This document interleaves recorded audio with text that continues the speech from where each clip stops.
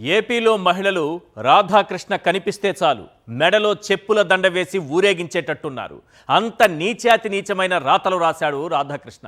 అమరావతి ముసుగులో చంద్రబాబు చేస్తున్న అవినీతి దోపిడీని ఖండిస్తూ మావిగన్ అనే మోడల్ను వైఎస్ జగన్ తెరపైకి తెస్తే దానిపై రాష్ట్రమంతా చర్చ జరుగుతుంటే కడుపు మంటతో రాధాకృష్ణ ఏం రాశాడో తెలుసా?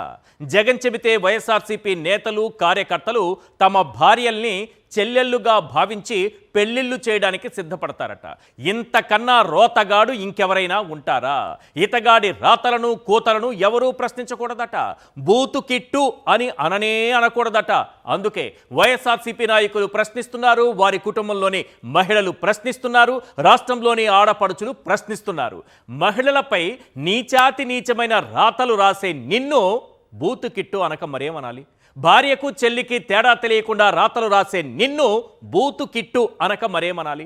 మహిళల జీవితాలను రోడ్డుకు లాగి వ్యక్తిత్వ హననం చేసే నిన్ను బూతు కిట్టు అనక మరేమనాలి?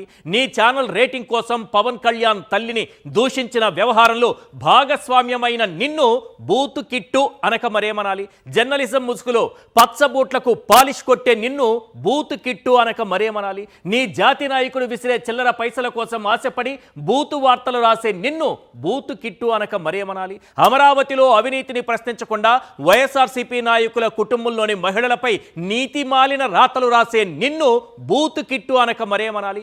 మావిగన్ పేరు వినగానే ఉలిక్కిపడి వైఎస్ఆర్సీపీ నాయకులపై విషం కక్కిన నిన్ను బూతు కిట్టు అనక మరేమనాలి? ఇంత జరిగిన సిగ్గు లేకుండా తన రాతలను సమర్థించుకుంటున్నాడు Radhakrishna.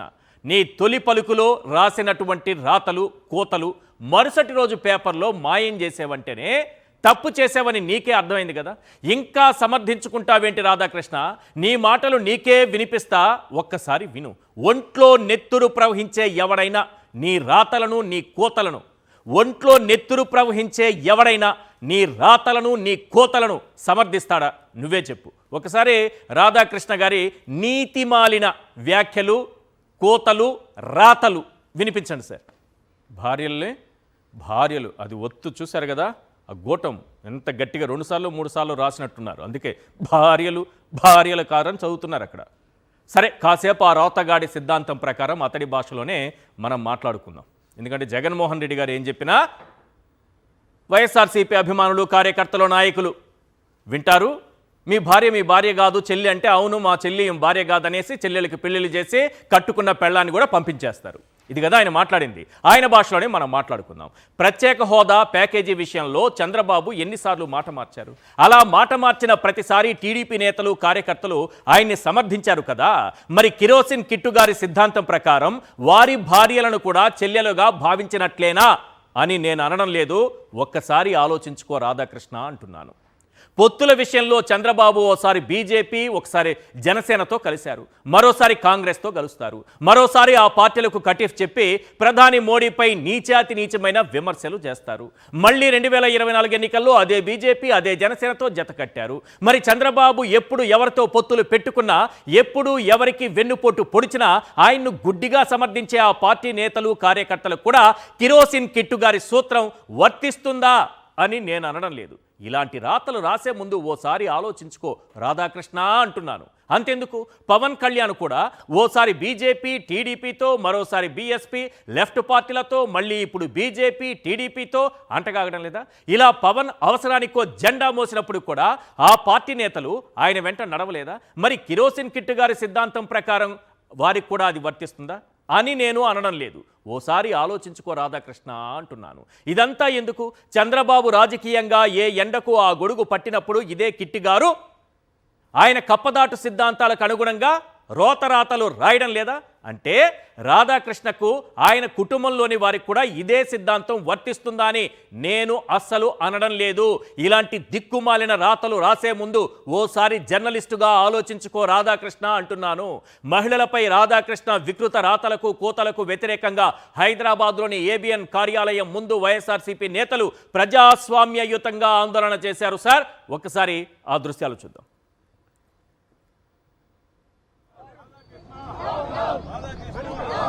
ABN Radhakrishna! ABN Radhakrishna! ABN Radhakrishna! ABN Radhakrishna!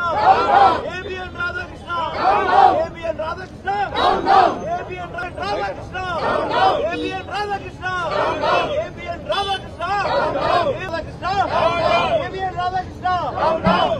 జై జగన్ జై జగన్ జై Jagan ABN Radhakrishna down down ABN Radhakrishna ABN Radhakrishna ABN Radhakrishna ABN Radhakrishna ABN Radhakrishna ABN Radhakrishna ABN Radhakrishna ABN Radhakrishna. అసలు ఇలాంటి రాతలు రాసే దమ్ము నిజంగా రాధాకృష్ణకు ఉందా అంటే అసలు లేనే లేదు. నిజంగా ఇది నిజం సార్. రాసేది రాధాకృష్ణే అయినా రాయించేది మాత్రం మన బాబు గారి అన్నది జగమెరిగిన సత్యం. లేకపోతే ఏంటి సార్, రాధాకృష్ణ మహిళలపై ఇంత నీచమైన రాతలు రాస్తే దీనిపై ప్రజాస్వామ్యబద్ధంగా వైఎస్ఆర్సీపీ నేతలు శాంతియుత ఆందోళన చేస్తే దాన్ని ఖండిస్తూ చంద్రబాబు గారు, లోకేష్ గారు, పవన్ కళ్యాణ్ గారు ఒకరి తర్వాత ఒకరు ట్వీట్ల వర్షం కురిపించారు సార్. ఇప్పుడు అర్థమవుతోందా రాధాకృష్ణ రాతల వెనుక ఎవరున్నారు?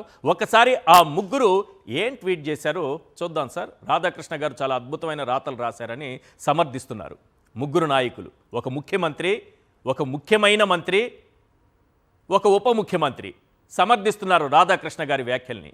వీళ్ళ పార్టీలకు సంబంధించి వీళ్ళ పార్టీ నాయకులు, కార్యకర్తలు వీళ్ళ మాటలు ఫాలో అవుతున్నారా లేదా? మరి రాధాకృష్ణ గారి సిద్ధాంతం వాళ్ళకు వర్తించాలని నేను మాత్రం కోరుకోను, మీరు కూడా కోరుకోకండి. కాకపోతే రాధాకృష్ణ రాతల్ని సమర్థించే వాళ్ళకి రాధాకృష్ణకు బుద్ధి రావాలని కోరుకోండి. సమర్థించే వాళ్ళు సమర్థించడం మానేసి ఇలాంటి రాతలు రాయడం తప్పని చెప్పండి. ఆ ముగ్గురు ఏం ట్వీట్ పెట్టారు ఒకసారి చూపించండి సార్. బాధ్యతాయుతమైనటువంటి ముఖ్యమంత్రి పదవిలో మనం ఎన్నుకున్నటువంటి ముఖ్యమంత్రి గారు ఒక రాజకీయ పార్టీ నడుపుతున్నారు. ఒక రాజకీయ పార్టీ ఎలా నడుస్తుందో ఆయనకు తెలుసు. అలాంటి ముఖ్యమంత్రి గారు నిరసనల పేరుతో ఏదో ఖండిస్తున్నారట. ఆంధ్రజ్యోతి కార్యాలయంపై వైసీపీ దాడి జరగలేదు సార్. సీఎం గారు దాడి జరగలేదు సార్, ఆందోళన చేశారు అక్కడ ప్రజాస్వామ్యయుతంగా. అది మనం రాజ్యాంగం మనకు కల్పించిన హక్కు సార్. మీడియా స్వేచ్ఛ పైన దాడి అట. మరి ఆ వైఎస్ఆర్సీపీ నాయకులు, కార్యకర్తల ఇళ్లల్లోని మహిళలు, లేకపోతే నాయకులు, కార్యకర్తల భార్యలు పెళ్లిళ్ళు చేసి మొగుళ్ళు వేరే వాళ్ళ ఇంటికి పంపిస్తారంటే దాన్ని ఎలా సమర్థిస్తారు సార్ మీరు? ముఖ్యమంత్రి గారు ఆలోచించండి సార్. ఇలాంటి విష పురుగుల్ని పెంచి పోషిస్తే రేపు అవసరమైతే మీ పార్టీ పైన కూడా ఇలాంటి రాతలు రాసే ప్రమాదం ఉంటుంది. దయచేసి ఇలాంటి వాళ్లను సమర్థించకండి. లోకేష్ గారు మహిళల గురించి చాలా గొప్పగా మాట్లాడతారు. మరి మహిళలంటే లోకేష్ గారు చూపించే మహిళలే మహిళలా? మిగతా వాళ్ళు మహిళలు కారా? ఆయన కూడా సేమ్. ఆంధ్రజ్యోతి, సాక్షి కూడా అంతే దూరంలో ఉంది, మర్చిపోవద్దు. వార్నింగ్ ఇస్తున్నారు లోకేష్ గారు. ఇక మూడో వ్యక్తి ఒకసారి పవన్ కళ్యాణ్ గారిని చూపించండి సార్. ఇదే పవన్ కళ్యాణ్ గారు తర్వాత చూపిస్తాను మీకు. వాళ్ళ పార్టీ కార్యకర్తలు ఏబిఎన్ వాహనాల మీద దాడి చేశారు. పవన్ కళ్యాణ్ మీద రాసినటువంటి రాతలకు, కూసినటువంటి కోతలకు దాడి చేశారు అప్పట్లో. అప్పుడు పవన్ కళ్యాణ్ గారు పోస్టులు కూడా పెట్టారు ట్విట్టర్లో. ఆయన పెట్టిన పోస్టులు చూసి ఆర్కే ఇదే పవన్ కళ్యాణ్ని, ఆయన అభిమానుల్ని సైకోలతో కూడా పోల్చిన సందర్భాలు ఉన్నాయి. మర్చిపోతే ఎలా సార్ మనం? మొన్న కదా 2018లోనే కదా జరిగింది. అప్పుడే మర్చిపోతే ఎట్లా పవన్ కళ్యాణ్ గారు? ఇంతలోనే దాడిని ఖండిస్తున్నాం అని అంటున్నారు. దాడి ఎవరు చేశారు సార్? ఇక్కడ దాడి ఎవరు చేయలేదు సార్. ప్రజాస్వామ్యయుతంగా జరిగింది, ఆందోళన మాత్రమే చేశారు. అదే మీరు 2018లో మీ తల్లి గారిని దూషించినటువంటి కుట్రలో రాధాకృష్ణ గారు భాగస్వామ్యం అయ్యారని, ఆ ఛానల్ని బ్యాన్ చేయమని మీరు పెట్టిన పోస్టులతో మీ అభిమానులు ఏబిఎన్కి సంబంధించినటువంటి వాహనాల మీద దాడి చేశారు. అది కేసు అయ్యింది. మీ పార్టీకి సంబంధించినటువంటి కార్యకర్తల్ని అరెస్టు చేశారు. మర్చిపోతే ఎలా సార్? ఇదంతా చూసిన తర్వాత రాధాకృష్ణ మిమ్మల్ని, మీ పార్టీ నాయకుల్ని అవమానిస్తూ, అవహేళన చేస్తూ, కించపరుస్తూ పెద్ద స్టోరీ ఒకటి రాశారు. వినలేదా సార్ మీరు? మరి మీరు కూడా ఈ విధంగా రాధాకృష్ణ గారి వ్యాఖ్యల్ని సమర్థించడం కరెక్టేనా? పవన్ కళ్యాణ్ గారు, చంద్రబాబు నాయుడు గారు, లోకేష్ గారు సమర్థించారంటే ఓకే. మీరు విక్టిమ్ కదా, బాధితులు కదా గతంలో రాధాకృష్ణకి. ఇప్పుడు వైఎస్ఆర్సీపీ ఏ విధంగా బాధితుడైందో అదేవిధంగా మీ పార్టీ కూడా ఒకప్పుడు విక్టిమ్ కదా. ఈ పరిణామాల నేపథ్యంలో టుడేస్ బిగ్ క్వశ్చన్ ఒక్కసారి స్క్రీన్ పైన చూద్దాం సార్. ఎస్, మహిళలపై నీచపు రాతలు రాసే ఏబిఎన్ ఆంధ్రజ్యోతిని బ్యాన్ చేయాల్సిందేనా? Today's big question. మహిళలపై నీచపు రాతలు రాసే ఏబిఎన్ ఆంధ్రజ్యోతిని బ్యాన్ చేయాల్సిందేనా? ఇదే అంశంపైన చర్చిద్దాం. చర్చలో పాల్గొంటున్నారు తాటిపర్తి చంద్రశేఖర్ గారు, ఎమ్మెల్యే, వైఎస్ఆర్సీపీ నాయకులు, రామ్నాథ్ గారు, సీనియర్ అనలిస్ట్, అలాగే నాగ మల్లేశ్వరి గారు, వైఎస్ఆర్సీపీ మీడియా ప్యానలిస్ట్. తాటిపర్తి చంద్రశేఖర్ గారు, ముందుగా ఒక దృశ్యాన్ని ప్రసారం చేస్తాను నేను. ఈరోజు మీ ఆందోళనకు సంబంధించినటువంటిది, అందులో ప్రత్యేకించి మీకు సంబంధించింది. ఒక పోలీస్ అధికారి మీ గొంతు నిలుముతున్నటువంటి దృశ్యాలవి. ఒకసారి ఆ దృశ్యాలను ప్రసారం చేయండి. యాక్చువల్గా ఇలాంటి దృశ్యాలు ఒకవేళ చూడాల్సి వస్తే ఏపీలో చూడాల్సి వస్తుందని అనుకున్నానే కానీ ఇది హైదరాబాద్లో ఇలాంటి దృశ్యాలు చూడాల్సి వస్తుందని ఎవరూ ఊహించుకోరు. ఏంటి, నిజంగానే దాడి చేశారా, శాంతియుత ఆందోళన చేశారా, పోలీసులు ఎందుకు మీ గొంతు నొక్కుతున్నారు చెప్పండి. అందరికీ నమస్కారం సార్. ప్యానెల్లో ఉన్నటువంటి పెద్దలకి, సాక్షి టీవీ ప్రేక్షకులకి, వీక్షకులకి అందరికీ కూడా ఈరోజు శాంతియుతంగా మేము ఈ కార్యక్రమం చేయాలని, నిరసన వ్యక్తం చేయాలని, ఏబిఎన్ ఆంధ్రజ్యోతి ముందుకు వెళ్ళాలని మేము అనుకుంటూ దాదాపు 8:30 ప్రాంతంలో, 9 o'clock ప్రాంతంలో మేము కొంతమంది మాత్రమే, ముఖ్యమైనటువంటి నాయకులు మాత్రమే అక్కడికి వెళ్ళాం. ఎమ్మెల్సీలు, ఎమ్మెల్యేగా ఉన్నటువంటి కొంతమంది. అప్పుడే ఈ అత్యుత్సాహం, ఈ ఎస్ఐ, సిఐ ఎవరైతే ఉన్నాడో ఈ వ్యక్తి ఏకంగా మేము ఉన్నటువంటి ప్రాంతానికే వచ్చాడు. టిఫిన్ చేస్తుంటే, ఏం చేస్తున్నారు మీరు ఇక్కడ అంటారు. టిఫిన్ చేస్తున్నామయ్యా, మీకేంటి పని? ఆ టిఫిన్ కాదు, ఏదో చేస్తారని వచ్చినట్టుగా ఉన్నారు కదా అంటే, నీకెట్లా తెలుసు మేమేం చేస్తామని? మేమేం చేయట్లేదు, మేము శాంతియుతంగా ఇక్కడ నిరసన వ్యక్తపరచాలని అనుకున్నాము అని. అప్పటి నుంచే అతను ఆ గేట్ ఎంట్రన్స్ దగ్గరే నిలబడి మమ్మల్ని ఎవరిని పోనివ్వకుండా అడ్డుకున్నాడు. అతను అడ్డుకొని దాదాపుగా 10 నిమిషాలు ఎవరిని వెళ్లకుండా ఆపాడు. మేము ఒకటే అడిగాం, అయ్యా మేము చేస్తుంది కేవలం మా నిరసన మాత్రమే, ఇది ప్రజాస్వామ్యంలో మా హక్కు, దీన్ని ఖచ్చితంగా చేస్తామంటే నువ్వు పోవడానికి వీలు లేదని నేను ముందుకు వెళ్తుంటే నాతోటి పరిగెత్తాడు అతను. దాదాపుగా నన్ను 5 సార్లు 6 సార్లు గొంతు పట్టుకొని, చేతులు పట్టుకొని లాగి వెనక్కి లాగి, అదిగోండి అతను ఇలా నెట్టివేస్తూ, ఈ విధంగా నెట్టివేస్తూ 2-3 సార్లు సిఐ, ఎస్ఐ, ఇంకొక సిఐ మీ మెడ మీద కొట్టారా? ఎస్, కొట్టడం కాదు, ఇలా పట్టి నువ్వు పోవడానికి లేదు అని చెప్పేసి ఇట్లా గొంతు పట్టుకొని ఆపేస్తున్నాడు అతను. గొంతు పట్టుకొని ఆపేస్తుంటే మన వాళ్ళు వచ్చేసి, వాళ్ళు అడ్డుగా వచ్చేసి అతన్ని తప్పించుకొని మేము ముందుకు వెళ్ళేసి మా నిరసనని వ్యక్తం చేశాం. నేను అడిగాను వారిని, అయ్యా మా భార్యలని మేము ఇంకొకరికి ఇచ్చి పెళ్లి చేస్తాము అంటే దాని అర్థం ఏంటి? ఇంకొకరికి మేము ఇచ్చేస్తాము అని, అంతే కదా? మరి అలాంటి భ్రష్టు మాటలు మాట్లాడినటువంటి యదవని మీరు వదిలేసి, అలాంటి కుల గజ్జి పట్టినటువంటి కుక్కని వదిలేసి, ఆ విధమైనటువంటి వ్యాఖ్యలు చేసినటువంటి ఆ నీచుడిని వదిలేసి, మేము ప్రజాస్వామ్యయుతంగా మేము వెళ్ళి ధర్నా చేయడానికి పోతుంటే మీరు వచ్చి ఎందుకు ఆపుతున్నారు అని నేను మాట్లాడడం జరిగింది. మాట్లాడితే అసలు పోవడానికే లేదు, పర్మిషన్ లేదు, పర్మిషన్ తెచ్చుకోవాలి మీరు అని అంటాడు.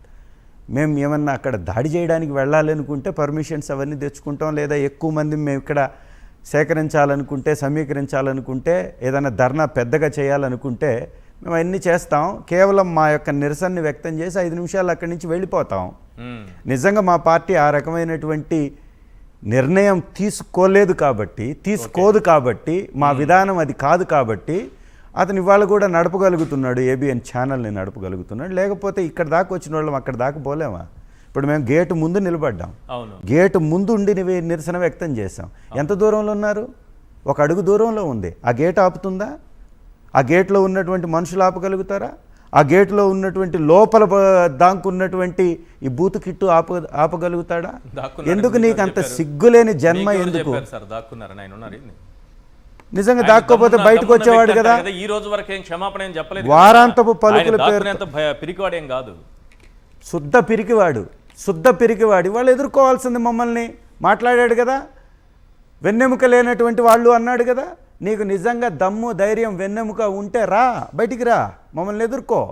ఎక్కడో పక్క రాష్ట్రంలో తలదాచుకొని ఈ తెలంగాణలో బతుకుతూ, ఈ తెలంగాణలో ఉండి కొంతమందికి ఊడిగం చేస్తూ, పత్రిక పేరుతోటి పిచ్చి రాతలు రాస్తూ, ఈ చిలక పలుకులు పలుకుతూ, ఒక వ్యక్తికి కొమ్ము గాయడానికి, ఒక వ్యక్తి స్వార్థానికి రాష్ట్రాన్ని బలి చేస్తూ, ఒక వ్యక్తి సంపాదన కోసం ఆంధ్ర రాష్ట్రాన్ని బలి చేస్తూ, ఆ అవినీతి సొమ్ములో భాగస్వాములైనటువంటి ఈ పిచ్చి కుక్కలందరూ కలిసి మమ్మల్ని, మా భార్యలను మాట్లాడతారా? ఇవాళ మేము స్వీట్ వార్నింగ్ ఇచ్చి వచ్చాం. ఎక్కడికో వెళ్ళలా. నువ్వు అంత మగాడివి అయితే నువ్వు రా బయటికని అడిగాం. రావాల్సింది. ఎంత దూరంలో ఉంటాడు? పక్కనేగా ఉండేది. ఒకవేళ అక్కడ లేకపోతే లోపల లేకపోతే పక్కన వాళ్ళ ఇంట్లో ఉండొచ్చు, లేదా ఆఫీస్లో ఉండొచ్చు, 2 చోట్ల ఉంటాడు కదా. రావాల్సింది బయటికి, వచ్చి ఎదుర్కోవాల్సింది, వచ్చి మాట్లాడాల్సింది. YSR Congress Party 40% vote share, only single largest పార్టీగా ఈ రాష్ట్రంలో ఉంది. ఎవడి జెండాలు మొయ్యలా, ఎవడి అజెండా కోసం పనిచేయాల వైఎస్ఆర్ కాంగ్రెస్ పార్టీ కార్యకర్తలు. మా నాయకుడి కోసం, జగనన్న కోసం, మేము పెట్టినటువంటి పార్టీ కోసం, మా సిద్ధాంతం కోసం, మా జెండాకు ఉన్నటువంటి అజెండా కోసం పనిచేసాం తప్ప వీళ్ళలాగా రాజకీయ నీచులుగా, వ్యభిచారులుగా మారి ఇక్కడ ఒక పార్టీతోటి అంటగాగుతారు, అక్కడ ఒక పార్టీతోటి అంటగాగుతారు. ఇక్కడ ఉన్నటువంటి కాంగ్రెస్ పార్టీని భుజాన్ని ఎత్తుకుంటారు, దేశంలో ఉన్నటువంటి కాంగ్రెస్ పార్టీని తిడుతూ ఉంటారు. ఉచ్చం నీచం లేనటువంటి ఎదవలుగా తయారయ్యి కుల్ల గజ్జి పట్టి వైఎస్ఆర్ కాంగ్రెస్ పార్టీ అధ్యక్షులు వారిని రాజకీయంగా ఎదుర్కోలేనటువంటి వాళ్ళ యొక్క పెంపుడు ఛానళ్ళుగా, పెంపుడు పత్రికలుగా, పెంపుడు కుక్కలుగా, ఇంకా అంతకంటే పెద్ద పదం నేను మాట్లాడాలి కానీ మాట్లాడను, ఎందుకంటే విఘ్నత ఉంది కాబట్టి మాట్లాడను. వాళ్ళని ఏ విధంగా మాట్లాడినా కానీ తప్పులేదండి. భార్యలను తీసుకెళ్ళి మేము ఇంకొకరికి తార్చుతామన్న తర్వాత వాడు మనిషి పుట్టుంటే సారీ చెప్పాలి. ఇవాళ నిజంగా మేము రాళ్ళేయడం పెద్ద పని కాదు, దాడి చేయడం పెద్ద పని కాదు. దాడి ఎవరి మీద జరిగిందో మీరే చూస్తున్నారు కదా. దాడి పోలీసులను అడ్డం పెట్టుకొని లాఠీ పాలసీ, లాఠీలను అడ్డం పెట్టి అక్కడ లూటీ చేస్తారు, ఇక్కడ లాఠీలను అడ్డం పెట్టి ఈ రాజకీయ వ్యభిచారం చేస్తారు.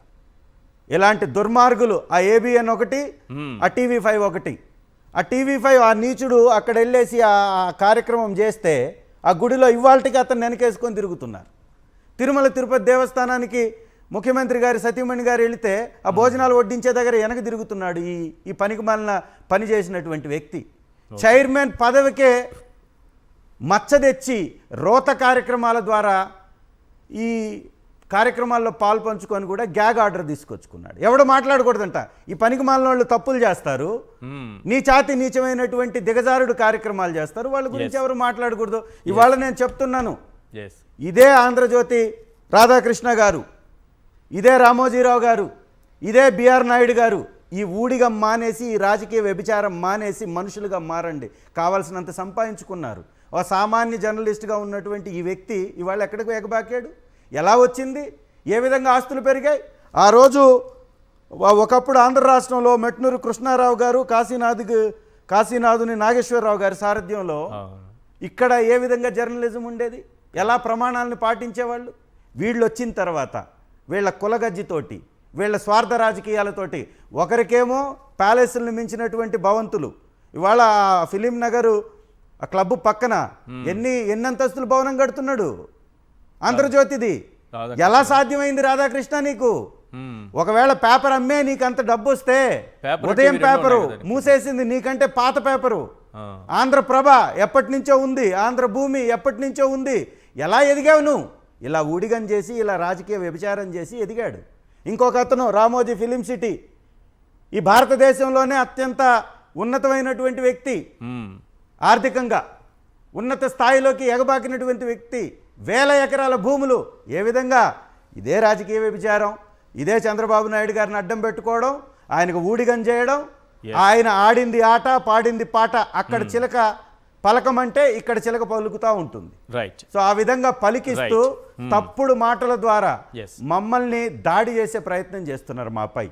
మేము కానీ తలుచుకుంటే నీ గడప వద్దకి ఈరోజు వచ్చాం. నీ ఇంట్లోకి దూరడం పెద్ద కష్టం కాదు, నీ ఆఫీస్లోకి దూరడం పెద్ద కష్టం కాదు, నిన్ను బయటకి రోడ్డు మీదకి లాగడం పెద్ద కష్టం కాదు, నిన్ను రోడ్డు మీద తరవడం కూడా పెద్ద కష్టం కాదు. వైఎస్ఆర్ కాంగ్రెస్ పార్టీ ఆంధ్ర రాష్ట్రంలో రాజకీయం చేస్తుంది. నీలాగా నీచమైనటువంటి కార్యక్రమాలు చేయట్లా. నువ్వు నీచం చేస్తూ నువ్వు తెలంగాణలో ఉండి తెలంగాణ ప్రభుత్వం కాపాడుతుంది అనుకుంటున్నావు. అందుకే ఇవాళ తెలంగాణకు వచ్చి నీ యొక్క ఆఫీస్ ముందు, నీ గడప ముందు, నీ గేటు ముందు నీకు వాన్ చేసి వెళ్ళాం. మారకపోతే నీకు ఖచ్చితంగా నీ నాలుక చీరేస్తాం, గుర్తుపెట్టుకో. రాధాకృష్ణ, మా కుటుంబాల మీద మాట్లాడావు కాబట్టి ఇంతకు మించినటువంటి మాటలు ఒక మనిషిగా మాట్లాడలేము మేము. నువ్వు మాట్లాడతావు, నువ్వు దిగజారుతావు, ఎందుకంటే నీ బతుకే ఆ బతుకు కాబట్టి. ఇవాళ నువ్వు ఎవరితో ఉన్నావు, ఉన్నావు, ఇదంతా ప్రపంచానికి తెలుసు. ఇవాళ కుటుంబాల గురించి మేము మాట్లాడాం కాబట్టి బతికిపోతున్నారు మీరు. కుటుంబాల గురించి మేము మాట్లాడాం కాబట్టి మీరు బతికిపోతున్నారు. పద్ధతి మార్చుకోండి. రైట్. ముఖ్యమంత్రి గారి ట్వీటు, ముఖ్య నేత గారి ట్వీటు, అలాగే డీసీఎం గారి ట్వీటు ఒకసారి స్క్రీన్ పైన ఏంటి సార్? అంటే రాధాకృష్ణ గారి వ్యాఖ్యల్ని వీళ్ళు సమర్థిస్తున్నారా అని అంటే ఎస్, ఖచ్చితంగా సమర్థిస్తున్నారనే చెప్పాలి. గతంలో విక్టిమ్గా ఉన్నటువంటి పవన్ కళ్యాణ్ గారు ఆయన గారు కూడా ఇప్పుడు రాధాకృష్ణ గారిని సమర్థిస్తున్నారు. దాడి చేశారని అబద్ధాలు రాస్తున్నారు, దీన్ని ఖండిస్తున్నామని చెప్తున్నారు. ఎస్, రామ్నాథ్ గారు నిజంగానే తప్పు చేయలేదు అని రాధాకృష్ణ గారు అనుకుంటే ముందు రోజు వీకెండ్ కామెంట్ బై ఆర్కేలో వచ్చినటువంటి వ్యాఖ్యలు మరుసటి రోజు కొత్త పలుకుల పేరుతో వచ్చే పేపర్లో వచ్చే చోట ఎందుకు ఎడిట్ చేసి తీసేశారు?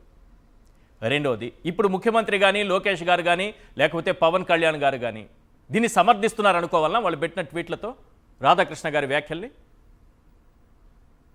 ఈశ్వర్ గారు, మీకు ఎమ్మెల్యే చంద్రశేఖర్ గారికి, మేడం నాగమల్లేశ్వర్ గారికి నమస్కారం.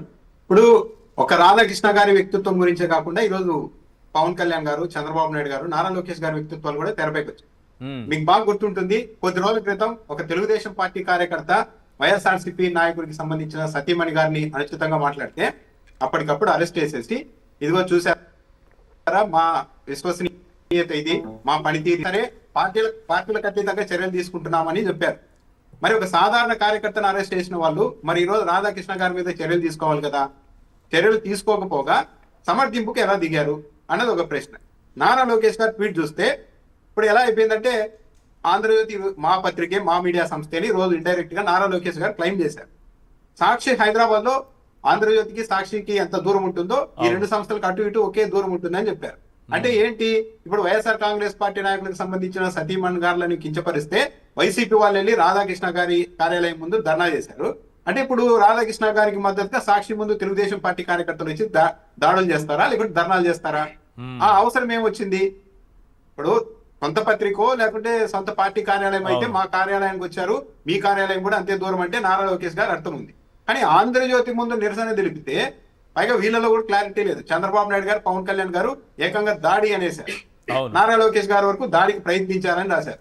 ఆంధ్రజ్యోతి వాళ్ళు కూడా దాడికి ప్రయత్నించారని రాశారు. దాడి లేదు, దాడి ప్రయత్నం లేదు, వాళ్ళు నిరసన తెలిపారు. అక్కడ ఇప్పుడు దాడికి ప్రయత్నించినా, దాడి జరిగినా ఒక రాయన్న ఉండాలి, ఒక అద్దమన్న పగలాలి కదా, ఏమీ లేదు. కానీ దాడి చేశారని చెప్తున్నారు. మీడియా కథనాల పట్ల నిరసన తెలియజేసే పద్ధతి ఇది కాదు నారా లోకేష్ గారు చెప్తున్నారు. మరి ఎలా తెలియజేయాలి?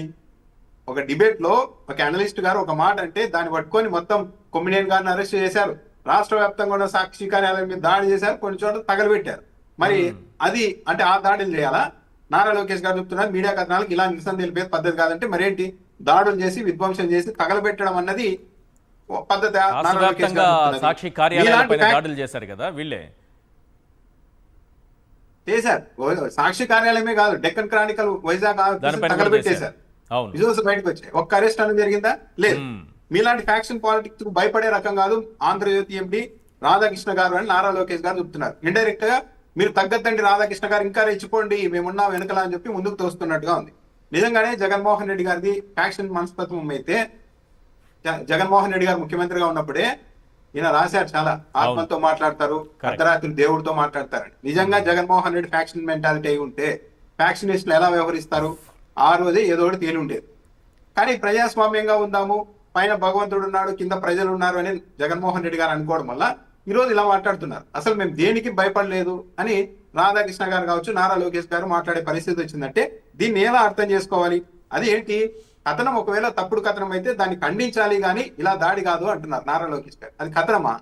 కథనం అయితే చాలా కథనాలు రాస్తూ ఉన్నారు. ఇప్పటి వరకు ఆయన రాసినని ఎవరు రాయలేదు వ్యతిరేకంగా, ఎప్పుడు ఏమి చేయలేదు వైసీపీ వాళ్ళు. అది కథనం కాదు, స్టేట్మెంట్ ఇచ్చారు. అంటే వైసీపీ వాళ్ళు ఆయన ఏదో చాలా తెలివిగా చాలా మంచి పదజాలంతో నేను రాశాను అనుకుంటున్నారు. కానీ డైరెక్ట్ గా ఏం చెప్తున్నారు, జగన్మోహన్ రెడ్డి చెప్తే వీళ్ళ భార్యలు ఇంకోటి దగ్గరికి తీసుకెళ్తారు వీళ్ళు అని మాట్లాడుతున్నారు. అది ఆడవాళ్ళని కించపరచడం కదా. అంటే భర్తలు చెప్తే వెళ్ళిపోతారా ఎవరైనా ఆడవాళ్ళు? అంటే ఒక మహిళలు అంటే ఎంత చులకన చూపో రాధాకృష్ణ గారిని ఇక్కడే అర్థం చేసుకోవచ్చు. ఈయన ఇక్కడే కాదు, నటుడు శివాజీ ఆడవాళ్ళకి సంబంధించి కొన్ని వ్యాఖ్యలు చేశారు అవి ఇవి అని, దానిలను కూడా సమర్థిస్తూ ఆర్టికల్ రాశారు. శివాజీ అన్న దాంట్లో తప్పేంటి అని. అంటే రాధాకృష్ణ గారి మైండ్ సెట్ ఏ విధంగా ఉందనేది కూడా మనం ఇక్కడ అర్థం చేసుకోవాలి. దాంతో పాటు వైసీపీ నాయకుడు జగన్మోహన్ రెడ్డి ఏం చెప్తే అది చేస్తారని చెప్తున్నారు కదా. సరే, జగన్మోహన్ రెడ్డి వాళ్ళ పార్టీ నాయకుడు, వైసీపీ నాయకులు కార్యకర్తలు జగన్మోహన్ రెడ్డి గారు మా నాయకుడు చెప్పాడు కదా అని కొన్ని వినవచ్చు ఏంటన్నా. మరి మీరెందుకు వింటున్నారు రాధాకృష్ణ గారు? గత 5 ఏళ్లకు ఒకసారి పొత్తు మారుస్తున్నారు కదా చంద్రబాబు నాయుడు గారు. మోడీతో వ్యతిరేకంగా పెట్టుకున్నప్పుడు మీరే మీ పత్రికలో మీ ఛానల్లోని మోడీ ఒక అపరిచితుడు అని రాశారు కదా. అవును. అప్పట్లో నరసింహారావు అని మానసిక విశ్లేషకుడిని తెచ్చి నరేంద్ర మోడీ గారి వ్యక్తిత్వం మీద ఏ స్థాయిలో దాడి చేశారు. మొన్న రీసెంట్ గా మళ్ళీ మీరే ఆర్టికల్లో నరేంద్ర మోడీ గారు గొప్ప విజన్ ఉన్న వ్యక్తి, ఇలాంటి వ్యక్తి కంటిన్యూగా ఉంటే దేశం ఎక్కడికో వెళ్ళిపోతుందని మాట్లాడుతున్నారు కదా. అంటే చంద్రబాబు ఏం చెబితే దానికి అనుగుణంగా రాధాకృష్ణ మైండ్ సెట్ మారుతుంది. కమ్యూనిస్టులతో పొత్తు పెట్టుకున్నప్పుడు వ్యతిరేకించారా? వాళ్ళతో దూరమైనప్పుడు వ్యతిరేకించారా? కాంగ్రెస్ పార్టీతో పొత్తు పెట్టుకున్నారు, అప్పుడైనా వ్యతిరేకించారా? మళ్ళా బీజేపీ వైపు వచ్చారు. ఒకవైపు పవన్ కళ్యాణ్ గారు వాళ్ళ అమ్మగారి గురించి ఇదే డిబేట్ పెట్టి ఇప్పుడు అదే పవన్ కళ్యాణ్ గారితో ఉన్నారు. ఏంటి చంద్రబాబు నాయుడు గారు మీరు 10-5 ఏళ్ళకి ఒకసారి మారుతున్నారు, మీ వ్యక్తిత్వాలు కాకుండా మిమ్మల్ని సమర్థించాలంటే మాకు ఇబ్బంది అవుతుందని చెప్పాలి కదా. వైసీపీ నాయకులు జగన్మోహన్ రెడ్డి మాట్లాడారంటే అర్థం ఉంది, కానీ చంద్రబాబు నాయుడు గారు ఎలా మారితే అలా రాధాకృష్ణ గారు ఎందుకు మరి మారుతూ ఉన్నారు? దీనికి కదా సమాధానం చెప్పాల్సింది. పైగా ఎంత డైల్యూట్ చేసేలాగా ఈరోజు వాళ్ళ సమర్థింపు. మేము ఏమీ అనలేదు, జగన్మోహన్ రెడ్డి నంది అంటే నంది అంటారు, పంది అంటే పంది అంటారు, వైసీపీ వాళ్ళని మాత్రమే మేము రాసామని చెప్తున్నారు. ఎంత అబద్ధం! అదే రాసింది. నంది అంటే నంది, పంది అంటే పంది అంటే ఇంత వైసీపీ వాళ్ళు ఇంత గొడవ చేస్తారా? అసలైన వ్యాఖ్యను దాస్తున్నారు. సరే, అది రాశాము, పొరపాటు అయిపోయింది, అందుకే ఉదయం మార్నింగ్ పత్రికలో ఆ వ్యాఖ్య లేకుండా సరి చేసుకున్నామని ఒక మాట చెప్పొచ్చు కదా. చెప్పడం లేదు. పైగా ఎలా సమర్థించుకుంటున్నారు ఎంత తీవ్రంగా అంటే, ఈ విషయ తీవ్రత తెలియజేసేందుకు వీకెండ్ కామెంట్ లో చేసిన వ్యాఖ్యల్ని వైసీపీ వాళ్ళు రచ్చ చేస్తున్నారంట. అంటే నువ్వు ఒక విషయ తీవ్రత తెలియజేయడానికి మీ భార్యల్ని తీసుకెళ్లి ఇంకోటి దగ్గర పెడతారు అనే మాట వాడడం కరెక్టా? ఏ జర్నలిజంలో చెప్పాలి కదా. అంటే విషయ తీవ్రత తెలియజేయడానికి తెలుగులో పదజాలం లేదా, పదజాలం నేర్చుకోలేదా? ఇలాంటి మాటలు మాట్లాడేసి ఇంకా సమర్థింపగట. దానితో ఇంకా చూడండి, ఆయన రాశారు, ఈరోజు వాళ్ళ పత్రికలో రాసుకున్నారు, తమ నిస్సహాయ పరిస్థితిని వీకెండ్ కామెంట్ లో చక్కగా వివరించారని వైసీపీ నేతలు అంతర్గతంగా అంగీకరించారంట. మరి ఎవరు అంటే వైసీపీ నాయకులు వాళ్ళ భార్యని మీరు తీసుకెళ్లి ఇంకో చోట పెడతారు అని చెప్తే, సార్ మీరు భలే చెప్పారు సార్ మా గురించి, మా నిస్సహాయ స్థితి గురించి అని ఎవరు రాధాకృష్ణ గారు ఫోన్ చేసి అంతర్గతంగా అంగీకరించారంట. అంటే ఇదేమనాలి అంటే, తెలుగుదేశం పార్టీ వాళ్ళు అంగీకరిస్తున్నారంటే మైలేజ్ రాదు కాబట్టి వైసీపీ వాళ్ళే మా వ్యాఖ్యలు అంగీకరిస్తున్నారని ఇలా రాసుకుంటే మిగిలిన పబ్లిక్ కూడా నమ్ముతారు అన్న ఉద్దేశం. కాకపోతే నిజంగా అంత నిస్సహాయ స్థితి ఉంటే ఎవరికైనా వైసీపీలో వాళ్ళు రాధాకృష్ణ గారికి ఫోన్ చేసి మాట్లాడేంత చదువు ఉన్నప్పుడు ఇంకా తెలుగుదేశం పార్టీలోకి వెళ్ళిపోవచ్చు కదా. అలాంటి వాళ్ళు ఏమి ఉండరు. ఇది ఒక ఓల్డ్ ఫార్ములా. ఏంటి, ఆ పార్టీలో వాళ్ళే ఇలా అనుకుంటున్నారు, ఆ పార్టీలో వాళ్ళే మేము రాసే రాతని సమర్థిస్తున్నారు అని చెప్పడం ద్వారా ఒక ఓల్డ్ గేమ్, ఎప్పుడో ఒక పాతతరం మైండ్ గేమ్ ఆడడానికి ప్రయత్నాలు చేస్తూ ఉన్నారు. ఇదంతా తప్పు కదా. ఇలాంటివన్నీ పెట్టుకొని ఓ ఈ విధంగా సింపుల్ గా రాత్రి రాశాము, అదేదో పొరపాటు అయిపోయింది, మార్నింగ్ సవరించుకున్నామంటే సరిపోతుంది. అలా కాకుండా మొత్తం అంతా రంగంలో దిగారు. పవన్ కళ్యాణ్ గారు కూడా వచ్చేసారు. పవన్ కళ్యాణ్ గారే కదా గతంలో ఏంటి, పవన్ కళ్యాణ్ గారు వ్యాఖ్య ఏంటి ఈరోజు చాలా ఆసక్తికరంగా ఉంది. ఆయన మాడిన రాధాకృష్ణ చేసిన విశ్లేషణ జీర్ణించుకోలేక జగన్ పార్టీ నేతలు దాడులకు దిగడం అప్రజాస్వామికం, ప్రజాస్వామ్యం నచ్చకపోతే ప్రజాస్వామ్య రీతిలో సమాధానం చెప్పాలి అని చెప్పారు. అవును, మీరే కదా గతంలో రాధాకృష్ణ మొత్తం బ్యాన్ చేసేయాలన్నారు.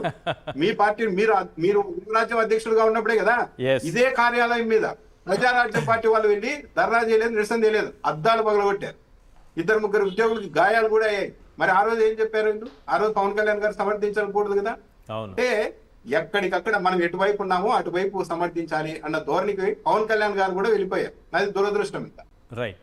పవన్ కళ్యాణ్ గారు గతంలో పెట్టినటువంటి ట్వీట్ సార్ అది 2018లో తన తల్లిని దూషిస్తూ ఉంటే దాన్ని రేటింగ్స్ కోసం ఛానళ్లు వాడుకుంటున్నాయని boycott TV9, TV5, ABN for abusing our mothers and daughters and sisters and also we have to boycott them for making business out of nudity, profanity, making business out of a helpless sister something ఏదో రాసి పెట్టారు. ఇది 2018 4వ నెల 20వ తారీఖున రాసినటువంటిది ఈ పెట్టినటువంటి tweet. ఈ ట్వీట్ తర్వాత జనసేనకు సంబంధించినటువంటి కార్యకర్తలు, అభిమానులు ABN ఆంధ్రజ్యోతికి సంబంధించిన DSNG పైన, కారు పైన దాడి చేసి అద్దాలు పగలగొట్టారు. దానిపైన మళ్ళీ ఒక వార్త రాశారు రాధాకృష్ణ గారు. ఒకసారి అది కూడా చూపించండి.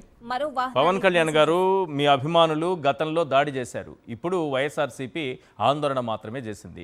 మీరు దాడి చేసిన దాన్ని కూడా చాలా దారుణంగా వార్త రాశారు. మా వాళ్ళు కొంచెమే కట్ చేసి చూపిస్తున్నారు, చాలా ఉంది. ఒకసారి గతం మర్చిపోయి ఉంటే ఒకసారి వెళ్ళండి సార్, యూట్యూబ్లో వీడియో దొరుకుతుంది, వినండి. ఎస్ నాగమల్లేశ్వరి గారు, పవన్ కళ్యాణ్ గారు గతం మర్చిపోయినట్టున్నారు.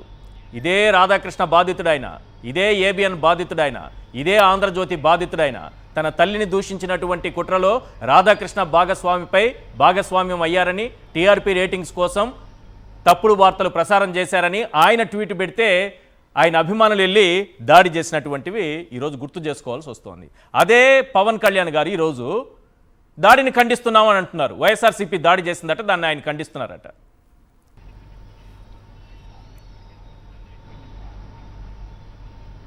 సార్, మీకు ప్రేక్షకులకి అలాగే ప్యానెల్లో ఉన్నటువంటి పెద్దలకి కూడా నా నమస్కారాలు సార్.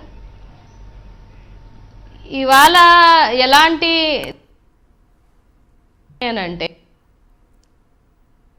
సార్ నాకు తెలియక అడుగుతున్నాను, జర్నలిజం ఒక ఫోర్త్ పిల్లర్గా ఉన్నటువంటి జర్నలిజం ఇంతే ఆడవాళ్ళని మహిళలని మానసికంగా ఎంతవరకు మాట్లాడాలి అనుకుంటే కూడా ఇలాగే ఉంటారు అని అంటే ఎక్కడ దీనికి సపోర్ట్ చేస్తున్నటువంటి సీఎం గారు కానీ, డిప్యూటీ సీఎం గారు కానీ, షాడో సీఎం గారు కానీ, మళ్ళీ ఇంకా బాధాకర విషయమైనటువంటి విషయం ఏంటంటే హోంమంత్రి అనితమ్మ, ఈవిడ అమ్మని కూడా అనకూడదు, అమ్మ అనే పదానికి కూడా భారతమ్మ అంటే ఎందుకులేండి వాళ్ళ భాష మనకి.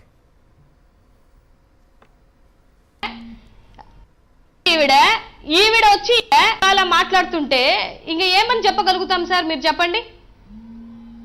ఇవాళ పవన్ కళ్యాణ్ గారిని అడుగుతున్నాను, మీ తల్లిని తిట్టినప్పుడేమో ఏబిఎన్ ఛానల్ ని బ్యాన్ చేసేయాలా, మరి మమ్మల్ని మా భర్తలు తీసుకెళ్లి ఇంకొకరికి ఇచ్చి ఎవరికో పెళ్లి చేయాలి అని అంటే ఇది మాత్రం ప్రజాస్వామ్యంలో అడ్డగించినట్ట సార్. మీరు తిట్టిన పార్టీలలోకే వెళ్తారు, మీరు తిట్టినటువంటి ఛానల్ని సమర్థిస్తారు. మీలాగా మేము మాట్లాడలేం కదా. ఇవాళ ఒక నీతి లేని కుక్క ఏబిఎన్ ఛానల్కి మమ్మల్ని తీసుకెళ్లి వైఎస్ఆర్సీపీ కార్యకర్తల్ని, నాయకుల భార్యలని, జగన్మోహన్ రెడ్డి గారు చెల్లి అనంటే కూడా చెల్లి అనుకొని తీసుకెళ్లి మాకు సంబంధాలు చూస్తారు అని అంటే ఏంది సార్ అర్థం? ఏమనాలి సార్, మీరు చెప్పండి. అందులో తప్పే ఉందని సమర్థించుకుంటున్నారండి. చంద్రశేఖర్ రెడ్డి అన్న ఉన్నాడు, అవును, దాన్ని సమర్థించుకుంటున్నారు కదా. ఈ రోజు రాసుకొచ్చారు కదా రాధాకృష్ణ గారు, అందులో తప్పే ఉంది అన్నట్టుగా ఆ వ్యాఖ్యల్ని తీసేశారు. ఏ వ్యాఖ్యలైతే ఉన్నాయో అసలైనవి తీసేసి నేను ఇలా చెప్తే తప్పేంటి అని అంటున్నారు. నంది పంది దగ్గర ఆగిపోతున్నారు. అదే చెప్పే తప్పేముంది అని కాదు సార్, ఉంది అని అంటే రేపు చంద్రబాబు నాయుడు గారు ఆడిచ్చినట్టుగా ఆయన కూడా నీ భార్య చెల్లి అని చెప్తే నువ్వు వెళ్ళి ఏమన్నా సంబంధాలు చూస్తావా? ఎందుకు లేండి, చూస్తారా సార్ వీళ్ళు? మనకి విజ్ఞత ఉంది కాబట్టి అడగలేకపోతున్నాం. కాదు సార్, విజ్ఞత ఉంది కాబట్టి అడగలేకపోతున్నాము. ఇలా చేస్తారా అని అడుగుతున్నాను. ఇలా చేస్తారా మీరు అంటే మాకు ఏం సార్, మాకు క్యారెక్టర్స్ లేవా? ఈ పార్టీలో ఉన్న వాళ్ళకి క్యారెక్టర్స్ లేవా? ఈ పార్టీలో ఉన్న వాళ్ళు మహిళలు కదా, మాకు మనోభావాలు లేవా? ఎంతకని మమ్మల్ని హనం చేసేసి మమ్మల్ని మాట్లాడిస్తారు సార్? నాకు తెలియగడుగుతాను. మా భర్తలు మాకు తమ్ముళ్ళు అవుతారా, అన్నలు అవుతారా? మనిషికి అన్నం తింటున్నారా, గడ్డి తింటున్నారా సార్? ఇంకా ఎలా మాట్లాడొద్దంట సార్? ఇంత లైన్లు దాటి అడ్డగోలుగా మాట్లాడుతుంటే మాకు బాధేదా సార్? పంటి కింద మమ్మల్ని తిడుతున్నటువంటి కామెంట్లు, మమ్మల్ని మాట్లాడుతున్నటువంటి మాటలు ఎంతకని బాధపడాలి సార్ మేము? చంద్రశేఖర్ గారు, ఒక రాజకీయ పార్టీని, ఆ పార్టీ అధ్యక్షుడిని, ఆ పార్టీ నాయకుల్ని, ఆ పార్టీ కార్యకర్తల్ని, వారి భార్యల్ని ఇంత నీచంగా మాట్లాడేటటువంటి ధైర్యం రాధాకృష్ణకి ఎక్కడి నుంచి వస్తుంది? ఖచ్చితంగా తన యజమాని దగ్గర నుంచే వస్తుంటుంది. ఆయనే యజమాని సార్ అనుకుంటున్నారా మీరు? ఆయనే కదా యజమాని. సామాన్యుడు మీరు పెట్టలేకపోయారు ఆంధ్రజ్యోతి లాంటి వ్యవస్థని. మీరు కూడా చాలా సీనియర్ జర్నలిస్టే, మీకు సాధ్యం కాలేదే. అలా చాలామందికి సాధ్యం కాలేదే. ఉన్నాయి అమ్ముకొని పోయారు తప్ప ఎవరు ఈ స్థాయికి ఎదగలేదే. ఫిలిం నగర్ సొసైటీ లాంటి ప్రాంతంలో మల్టిపుల్ స్టోర్స్ తోటి బిల్డింగులు కట్టలేదే, 12-13 స్టోర్లతోటి. ఎట్లా సాధ్యమైంది? ఈయన వెనకున్నటువంటి యజమాని, ఈయన ఎవరి కోసం పనిచేస్తున్నాడో ఆ యజమాని, ఎవరు పేరు చెప్పుకొని వీళ్ళు బతికేస్తున్నారో ఆ యజమానే చంద్రబాబు నాయుడు గారు. ఆడవాళ్ళని అడ్డం పెట్టుకొని 1995లో పార్టీని లాక్కున్నటువంటి చంద్రబాబు నాయుడు గారు నిన్న ఎలక్షన్లో గెలవడానికి కూడా ఆడవాళ్ళని అడ్డం పెట్టుకొని బోరున విలపిస్తున్నటువంటి విజువల్స్ని జనాల్లోకి చొప్పించి యాక్ట్ చేసి ఇవాళ అధికారంలోకి వచ్చారు. ఇది మర్చిపోకూడదు. ఇదే పవన్ కళ్యాణ్ ఇవాళ శుద్ధపూస మాటలు మాట్లాడుతున్నటువంటి పవన్ కళ్యాణ్ డెక్కన్ క్రానికల్ ఛానల్ మీదకి, డెక్కన్ క్రానికల్ పేపర్ మీదకి హైదరాబాద్లో దాడి చేయడానికి వెళ్ళలేదా, హంగామా చేయలేదా? ఆయన చేసినటువంటి వ్యవహార సరళి ఆ రోజులో ఎంత పెద్ద దుమారాన్ని రేపింది. అంటే నువ్వు చేస్తే ఏమో మంచా, మేము చేస్తే ఏమో చెడ్డ. అయినా మేమేం చేసాం? నీలాగా దాడి చేయలే. చంద్రబాబు నాయుడు గారు చేపించినట్టుగా సాక్షి ఛానల్స్ని, సాక్షి కార్యాలయాలని తగలబెట్టలా. మేము వెళ్ళేసి కేవలం మన నిరసనను మాత్రం వ్యక్తపరిచాం. నిరసన నిజంగా వ్యక్తపరచడానికి శాంతియుతంగా మేము చెయ్యాలి అని మేము నిర్ణయించుకున్నాం కాబట్టి వాళ్ళు ఇవాళ శాంతియుతంగా బయటకు వచ్చారు. లేకపోతే వాళ్ళు ఆగలుగుతారండి? వైఎస్ఆర్ కాంగ్రెస్ పార్టీ నాయకుల గురించి ఆయనే మాట్లాడాడు. అంటే జగన్మోహన్ రెడ్డి గారిని ఎంతగా ఆరాధిస్తారో ఆయన చెప్పకనే ఒక విధంగా చెప్పాడు. నిజంగా మేము ఆరాధిస్తాం. ఎందుకంటే పేదల పక్షాన పోరాటం చేసినటువంటి నాయకుడిగా, పేదల మంచి కోసం, పేదల అభ్యున్నతి కోసం, పేదల యొక్క ప్రగతి కోసం పనిచేసినటువంటి నాయకుడు జగన్మోహన్ రెడ్డి గారు కాబట్టి మేము గుండెల్లో పెట్టుకొని ప్రేమిస్తాం. నీకు లంచాలు పడేస్తాడు కాబట్టి, నువ్వు ఊడిగం చేస్తావు కాబట్టి, నువ్వు రాజకీయ వ్యభిచారం చేస్తావు కాబట్టి, అతను ఏ పార్టీతో పొత్తు పెట్టుకుంటే ఆ పార్టీకి ఊడిగం చేస్తావు కాబట్టి, ఒకసారి బీజేపీని పొగుడుతావు, ఇంకొకసారి బీజేపీని తిడతావు కాబట్టి, ఒకసారి కాంగ్రెస్ని పొగుడుతావు, ఇంకొకసారి కాంగ్రెస్ని తిడతావు కాబట్టి, చంద్రబాబు ఎటుంటే అటు పక్కల మార్చినట్టుగా మారుస్తావు కాబట్టి నీకు ఆ రాజకీయ వ్యభిచారం అలవాటైపోయి మా మీద దాడి చేస్తున్నావు. వాళ్ళ నాయకుడు చెప్పుంటాడు ఆ రోజు ఆడవాళ్ళని అడ్డం పెట్టి ఏ విధంగా లబ్ధి పొందాడో, ఇవాళ ఆడవాళ్ళని, మా ఆడవాళ్ళని కించపరిచి మా మనోధైర్యాన్ని దెబ్బతీయాలని అనుకున్నాడు. అందుకే ఇక్కడ ఛానల్ పెట్టినటువంటి వ్యక్తితోటి మాట్లాడిచ్చాడు. వీళ్ళకి అక్కడ ఛానళ్ళు లేవా? అక్కడ పెట్టాడా? ఇతని ఇళ్ళు ఎక్కడ ఉంటుంది, ఇతని వ్యవస్థ ఎక్కడ ఉంటుంది, ఇతను మాట్లాడే చిల్లర మాటలు మాత్రం ఆంధ్ర రాష్ట్రం గురించి మాట్లాడతా. నీకేం హక్కు ఉంది ఆంధ్ర రాష్ట్రం మీద మాట్లాడడానికి? నీ ఇళ్ళుందా? నీ కుటుంబం కనీసం ఏమన్నా సర్వీస్లో ఉందా? అసలు రాష్ట్రంతో, ఆంధ్ర రాష్ట్రంతో నీకున్న సంబంధం ఏంది? నువ్వు ఏ విధంగా విశ్లేషణ చేస్తున్నావు? అక్కడ ఉన్నటువంటి పార్టీకి కొమ్ము గాయడానికి, చంద్రబాబుకి కొమ్ము గాయడానికి ఎంతకైనా ఉచ్చం నీచం లేకుండా దిగజారడం తప్ప వేరే కార్యక్రమం లేదా? ఇది ఖచ్చితంగా చంద్రబాబు నాయుడు గారు చేయించిన పని, పవన్ కళ్యాణ్ సమర్థించినటువంటి పని, లోకేష్ చేయిస్తున్నటువంటి పని. ఇవాళ లోకేష్ యొక్క ప్రాపకం కోసం, లోకేష్ దగ్గర మార్కులు కొట్టేయడం కోసం ఆ TV5 ఆ నాయుడు ఏదైతే ఆ పాపకం చేసి అక్కడ బిఆర్ నాయుడు ఇవాళ చైర్మన్ అయ్యాడో, ఆ లోకేష్ గారికి ఆ బిఆర్ నాయుడు గారికి ఉన్నటువంటి సంబంధం ఈయన కలుపుకోవాలనుకుంటున్నట్టున్నాడు. ఇవాళ లోకేష్ గారి ద్వారానే బిఆర్ నాయుడికి చైర్మన్ వచ్చింది కాబట్టి ఈ విధంగా వైఎస్ఆర్ కాంగ్రెస్ పార్టీ వాళ్ళ మీద దాడి చేసి నేను వాళ్ళ దగ్గర మార్కులు కొట్టేద్దాం అనుకుంటున్నట్టున్నాడు. చిల్లర మాటలు, చిల్లర రాజకీయాలు, సైకో రాతలు. ఖచ్చితంగా ఈ బూతు కిట్టు మానుకోకపోతే తగిన శాస్తి జరుగుతుంది. మేము అందుకే ఇందాక కూడా చెప్పింది, నువ్వెంతో దూరంలో లేవు, అడుగు దూరంలో నేను వదిలిపెట్టి వెళ్ళాం. ఇక మీద జరగదు. తస్మత్ జాగ్రత్త పడు. నీ యజమాని నిన్ను కాపాడలేడు. ఎప్పుడైతే నువ్వు హద్దులు మీరి మాట్లాడేవో, మా కుటుంబాలకు దగ్గరకు వచ్చావో, నీ చాప్టర్ క్లోజ్ కావడానికి సిద్ధంగా ఉంది. మారితే, బుద్ధి తెచ్చుకుంటే నువ్వు కొనసాగగలుగుతావు. లేదా నీకు తగిన శాస్తి చూపిస్తాం మా సత్తా ఏంటో. రామ్నాథ్ గారు, వైఎస్ఆర్సీపీ ఈరోజు ఈ వ్యాఖ్యలపైన ఒక ఆందోళన చేసింది సార్. గతంలో జగన్మోహన్ రెడ్డి గారు సీఎంగా ఉన్నప్పుడు కూడా ఇంతకు మించిన రాతలే వచ్చాయి. ముఖ్యమంత్రినే డైరెక్ట్గా సైకో అన్నారు, తొగ్లక్ అన్నారు, పరదాల సీఎం అన్నారు, రకరకాలుగా చెప్పారు. అవినీతి అనకొండ అని పెట్టి రాసేశారు. ఇవన్నీ చేసుకుంటూ వచ్చారు కదా. అప్పుడు అధికారం చేతిలో ఉండి కూడా వైఎస్ఆర్సీపీ సైలెంట్గా ఉండటం అనేదే ఈరోజు తొండ ముదిరి ఊసరవెల్లి కావడానికి కారణమైందా? ఈశ్వర్ గారు, ఇప్పుడు ఏంటంటే తెలుగుదేశం పార్టీ మీడియాకు ఇంత సుదీర్ఘ కాలం పాటు ఎదురొడ్డి నిలబడింది ఒక జగన్మోహన్ రెడ్డి. అది అనివార్యంగా జరుగుతుందా, మరో కారణం జరుగుతుంది, కానీ వాళ్ళకి ఎక్కడా కూడా మింగుడు పడకుండా నిలబడిన ఒక రాజకీయ పార్టీ, ఒక రాజకీయ నాయకుడు ఒక జగన్మోహన్ రెడ్డి గారు. చాలా మంది అనుకుంటారు జగన్మోహన్ రెడ్డి మీద వీళ్ళంతా ఇంత మాట్లాడుతూ ఉన్నారంటే కొంతమంది అనుకోవచ్చు నిజంగా జగన్మోహన్ రెడ్డి అలాంటి వాడేమో అని. కానీ మా చరిత్రను గమనిస్తే బాగా అర్థమవుతుంది ఎవరిది తప్పు అన్నది.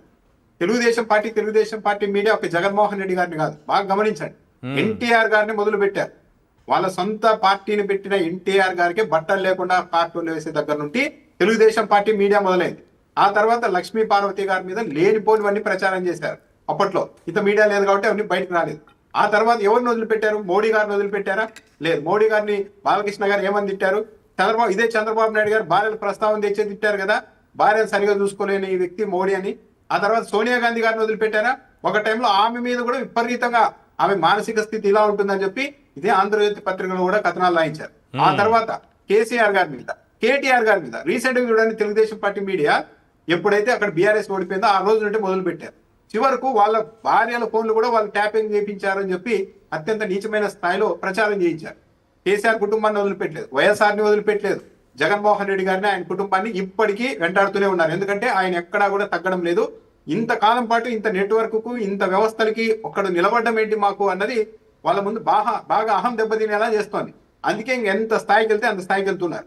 పవన్ కళ్యాణ్ గారు ఏమన్నా మినహాయింప? పవన్ కళ్యాణ్ గారు అమ్మగారిని తిట్టించారు కదా, పవన్ కళ్యాణ్ గారి వివాహాల మీద పెద్ద చర్చ పెట్టిందే తెలుగుదేశం పార్టీ మీడియా కదా. చిరంజీవి గారిని వదిలిపెట్టారా? చిరంజీవి గారి కుమార్తెల మీద కూడా డిబేట్లు పెట్టారు కదా. ప్రజారాజ్యం జెండా పీకేస్తున్నారని మాట్లాడారు కదా, ఒక అలగాచలం అని మాట్లాడారు కదా. చిరంజీవి మా పక్కన కూర్చోవాలంటే ఒక స్టేచర్ ఉండాలని మాట్లాడిన వ్యక్తులు ఎవరు? ఇలా ఎవరిని వదిలిపెట్టారు వీళ్ళు? అమిత్ షా గారి మీద రాళ్ళేయించారు, లక్ష్మీ పార్వతి గారి వ్యక్తిత్వ హరణం, మొన్న బట్టి విక్రమార్క గారి వరకు ఎవరైతే తమకు ఎదురుగా వస్తారో వాళ్ళందరి మీద ఇదే పద్ధతి, అటాక్ చేసేయడం, వాళ్ళ వ్యక్తిత్వాల మీద దాడి చేయడం. కానీ అందరూ ఏదో పాయింట్ దగ్గర వీళ్ళతో మనకెందుకు లేనట్టుగా సరెండర్ అయ్యారు, ఈవెన్ కాంగ్రెస్ పార్టీతో సహా, కాంగ్రెస్ పార్టీ అగ్ర నాయకులతో సహా. కానీ ఒక జగన్మోహన్ రెడ్డి ఇంత సుదీర్ఘ కాలం పాటు మనం ఇంత చేస్తూ ఉన్నా, ఇంత ప్రచారం చేస్తున్నా, ఇంత వ్యక్తిత్వ దాడి చేస్తున్నా, ఇది నిలబడ్డం ఏంటి అన్నది వాళ్ళ అహం ప్రదర్శిస్తున్నారు. దాంట్లో భాగంగానే నిన్న రాధాకృష్ణ గారు ఆటి వరకు వెళ్ళిపోయారు. అసలు తెలియక అడుగుతాము, ఏంటి ఇప్పుడు అమరావతి అన్నది మీకు మంచి కాన్సెప్ట్ లా కనబడుతోంది, లేదు ఇదిగో మావిగాన్ కాన్సెప్ట్ అనేది బాగుంటుందని జగన్మోహన్ రెడ్డి గారు చెప్పారు. అంటే ఒక ఒపీనియన్ కూడా చెప్పకూడదా? మీరు 29 గ్రామాల్లో ఏం చేస్తామంటే అది చెప్పేలా. మీరు చూసే ఉంటారు ఈశ్వర్ గారు, ఎంత దారుణంగా అంటే వీళ్ళు అమరావతి గురించి మాట్లాడుతున్నారు కదా, ఒక ఛానల్లో TV5 ఛానల్లోనే చర్చా కార్యక్రమం నిర్వాహకుడే చెప్తున్నారు, అమరావతిలో 7,000 ఫామ్ హౌస్లకు అప్లికేషన్లు పెండింగ్ లో ఉన్నాయంట. విదేశాల నుంచి చెప్పకూడదు, ప్రభుత్వం దగ్గర విదేశాల నుంచి ఎన్ఆర్ఐలంతా 7,000 ఫామ్ హౌస్ల కోసం దరఖాస్తులు పెట్టుకున్నారంట. ఒక్కొక్కరికి ఎకరా ఇస్తే మేము ఫామ్ హౌస్లు కట్టుకుంటామని. 7,000 మంది ఎన్ఆర్ఐలు పెండింగ్ ఉన్నాయంటే ఏంటి ఫామ్ హౌస్లు కట్టుకోవడానికే ఇన్ని లక్షల కోట్లు తీసుకెళ్లి 28 జిల్లాల ఫలితాన్ని వాళ్ళ శ్రమను తీసుకెళ్లి 29 గ్రామాల్లో పెడుతున్నారని చర్చ నడుస్తూ ఉంటే, లేదు అక్కడ మేము ఫామ్ హౌస్లు కూడా కట్టుకున్నానికి రెడీగా ఉన్నాం, పెండింగ్ లో ఉన్నాయంట. అసలు ఇలాంటి ప్రతిపాదన లేదని తిరస్కరించాలి కదా. 7,000 ఫామ్ హౌస్ల సంబంధించిన దరఖాస్తులు ఎందుకు పెండింగ్ లో పెట్టారు అంటే, పాత పవన్ కళ్యాణ్ గారు చెప్పినట్టు అక్కడ గేటెడ్ కమ్యూనిటీ నిర్మించుకోబోతున్నారన్నది దీన్ని బట్టి అర్థమవుతుంది కదా. కరెక్ట్. 7,000 అప్లికేషన్లు ఉన్నాయి, ఇంకెంతమంది వస్తారు అక్కడికి? అంటే ఫామ్ హౌస్లు కట్టుకోవడానికి, విలాసవంతమైన భవనాలు కట్టుకోవడానికా? మరి అప్పుడు దాని నుండి 2 లక్షల కోట్లు ఆ ఫామ్ హౌస్ లో కట్టుకునే వాళ్ళ కోసమేనా 2 లక్షల కోట్ల ప్రజాధనాన్ని అక్కడ పోయాల్సింది? అంతే కదా, అక్కడ ఉండే వాళ్ళ కోసం రోడ్లు అవి రెడీ చేయడానికి 2 లక్షల కోట్లు వాడుతున్నారు. Yes. ఇప్పుడు వాళ్ళంతా ఫామ్ హౌస్లు కట్టుకొని ఇలా అంత ఖరీదైన దాంట్లో ఒక సామాన్యుడు 1 సెంటు భూమి కొనుక్కొని అక్కడ ఉండగలుగుతారా? లేదు. అందుకనే జగన్మోహన్ రెడ్డి గారు ఏం చెప్తున్నారు, ఇటువైపు రండి కొద్దిగా, ఆ మావిగాన్ అనే కాన్సెప్ట్ మచిలీపట్నం ఇటువైపు రండి అంటే దాని మీద నెగిటివ్ ట్రోలింగ్. బాగా గమనించండి, ఓన్లీ పేరు మీదే నెగిటివ్ ట్రోలింగ్ చేస్తున్నారు కానీ సబ్జెక్ట్ లేక వెళ్తే ఇంకా లేదు, భస్మం అయిపోతామనే భయం పట్టుకుంది. కాబట్టి ఇప్పటికైనా కూడా తెలుగుదేశం పార్టీ సెకండ్ ఒపీనియన్ కి అవకాశం ఇవ్వాలి. అధికారం చేతిలో ఉంది. అసలు ఎందుకు ఈశ్వర్ గారు, సింపుల్, మీకు అధికారం చేతిలో ఉంది, ఇంకా 3 ఏళ్ళు మీకే అధికారం ఉంది. జగన్మోహన్ రెడ్డి మావిగాన్ కాన్సెప్ట్ అన్నది నిజంగా పనికిరాని కాన్సెప్ట్ అయితే మీరు సంతోషించాలి కదా. ఎందుకు ఇంత హైరాణ పడుతున్నారు? అది నిజంగా జగన్మోహన్ రెడ్డి కాన్సెప్ట్ పబ్లిక్ నమ్మకపోతే ఎలక్షన్ లో తీర్పు చెప్తారు కదా. కానీ మీకు బాగా అర్థమైంది, మావిగాన్ అనే కాన్సెప్ట్ చాలా స్పీడ్ గా పబ్లిక్ లోనికి వెళ్ళిపోతుంది. దీని వల్ల మనం ఇబ్బంది వస్తుందన్న ఉద్దేశంతో నెగిటివ్ క్యాంపెయిన్ మొదలు పెట్టారు. రైట్. నాగమల్లేశ్వరి గారు, అంటే మావిగన్ అనేటటువంటి కాన్సెప్టు ఇప్పటికే ప్రజల్లోకి వెళ్ళిపోయింది, ఒక చర్చ మొదలైందనేటటువంటి భయం నుంచేనా ఈ రాతలు పుట్టుకొచ్చింది? Point number 1. పాయింట్ నెంబర్ 2, టీడీపీతో పాటు మనం ఎల్లో మీడియాతో కూడా ఫైట్ చేయాలని జగన్మోహన్ రెడ్డి గారు గతంలోనే అన్నారు, కానీ చాలా ఇబ్బందికరమైనటువంటి పరిస్థితులు మీకు కల్పిస్తోంది ఎల్లో మీడియా. ఎలా ఎదుర్కొంటారు మేడం?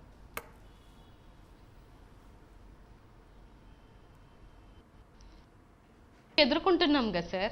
20 నెలల నుంచి తిట్లు తిడుతున్నారు, ఎన్ని మాటలు మాట్లాడుతున్నారు, సబ్జెక్ట్ మాట్లాడితే కూడా తిరిగి సబ్జెక్ట్ మాట్లాడలేనటువంటి వ్యక్తులు.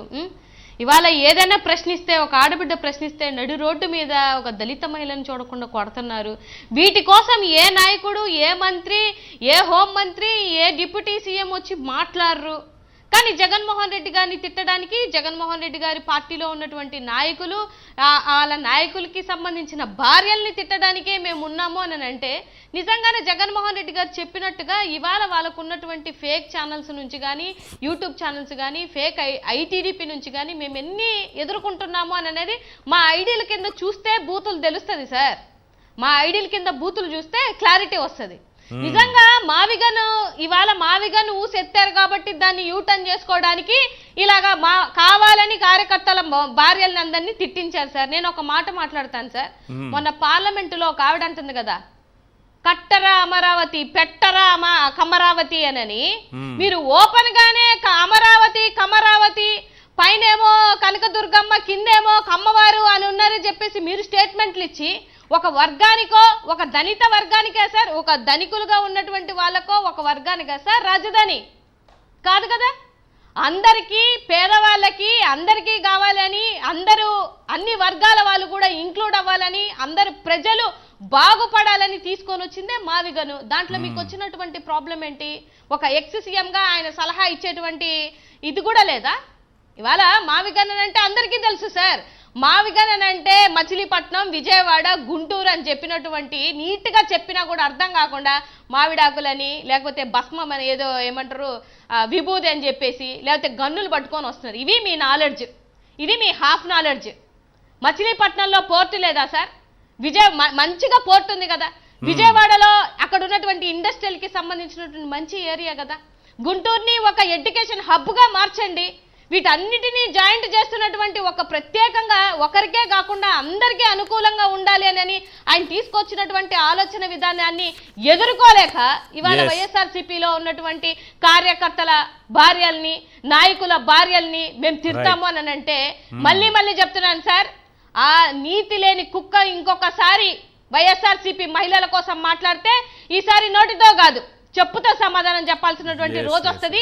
ఎట్టి పరిస్థితుల్లో నువ్వు మీడియా ముందుకొచ్చి చెంపలేసుకొని సారీ చెప్పకపోతే రాబో రోజులలో ఎందుకు చేశాము అనేటువంటి క్షమాపణ కూడా నీకు దొరకనటువంటి పరిస్థితి వస్తుంది, గుర్తుపెట్టుకోమనండి. రైట్, థ్యాంక్ యూ అండి నాగమల్లేశ్వర్ గారు చర్చలో పాల్గొన్నందుకు. రామ్నాథ్ గారు థ్యాంక్ యూ అండి. తాటిపర్తి చంద్రశేఖర్ గారు ప్రత్యేకంగా ధన్యవాదాలు. ఇది వాటి చర్చా కార్యక్రమం చూస్తూనే ఉండండి. సాక్షి టీవీ.